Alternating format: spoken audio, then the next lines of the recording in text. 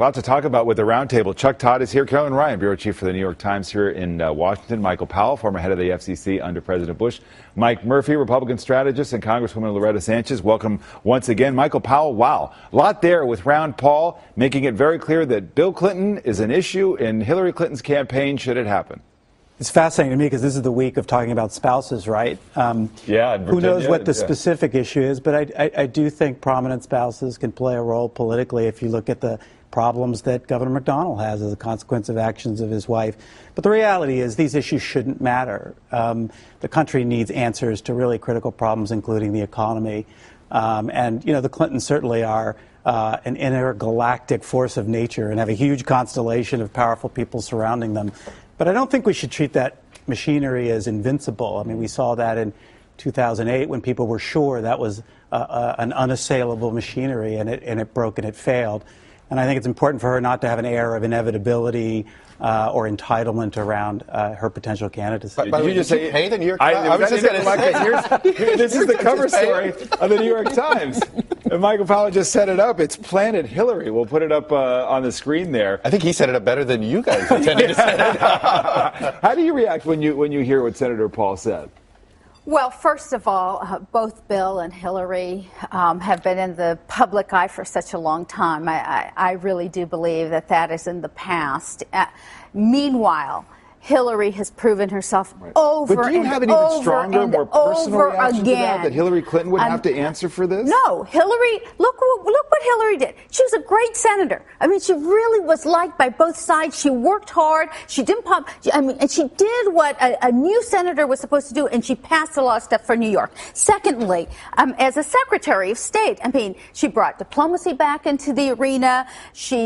I worked on something called the New START Treaty. I mean, Hillary was really the one that got that going and got it done at a time when the Russians weren't even allowing us to land our planes in Russia. Here's an issue around sanctions. I mean, that was incredibly important to get to the point where we are today.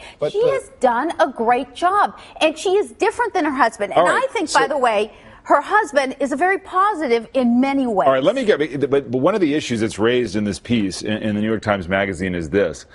This may represent, the Times writes, Hillary Clinton's biggest challenge for a hypothetical 2016 campaign. How can Clinton, who is 66, make American voters think about something other than her fraught personal and political past?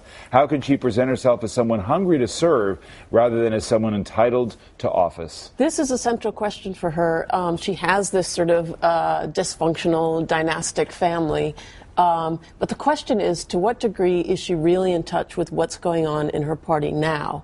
When you think about where the excitement and energy is at the Democratic base, it's around people like Elizabeth Warren and economic populism. And Elizabeth Warren kind of created this prairie fire of excitement.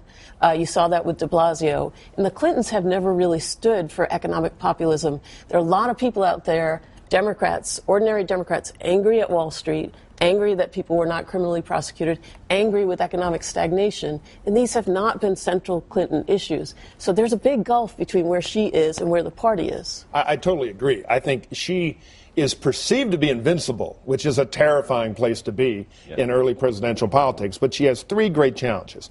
The first challenge is that she has an impressive story, but it's kind of a backward story. And the best thing in politics is new. I think Elizabeth Warren could give her a hell of a race in the primaries. The second problem she has is that story. This is like the third story we've read about potential campaign dysfunction. It's like the court of the Ottoman Turk in there. Her problem is she's got 1,000 generals and no sergeants. And now we can have 100 pages about it. That's a problem, and that's been a problem for her before. Maybe they can fix it, maybe they can't. Third problem is Bill. I agree that she ought to be judged on her own merits. But out in real voter land, it's part of the calculation in people's mind. He brings a lot to the campaign. He also brings a lot of legacy to the campaign. You can't just say, I wish Mitt Romney had tried to say, well, bank capital's in the past, so we're not going to talk about it. It doesn't work that way. It's a sign Republicans are going to bring everything back. But right? there's also there's a larger. But here's the thing. This is, I think, a larger challenge. Forget what's going on inside our party. The larger challenge is, think about 2016. We're now going to have 24 straight years of political polarization. Bill Clinton, George W. Bush, Barack Obama, all at some point in their initial presidential campaigns promised that they were the ones that were going to change Washington. They were the ones that were going to get us out of this gridlocked mess. We're now a generation. So is Hillary Clinton, the voters are going to be hungry for this. Are they going to say somebody with the last name of Clinton is the person to break the polarization? I don't know. I mean, look, I've always viewed her candidacy this way. Hillary could be unbeatable. Clinton is a terrible idea for 16. And she has to epitomize both, and she has to be more Hillary than Clinton. If she's Clinton, she's going to have a harder time winning. If she's Hillary, she's going to be president of the United States. Hillary showed in the Senate that she could work with both sides and she could get things done.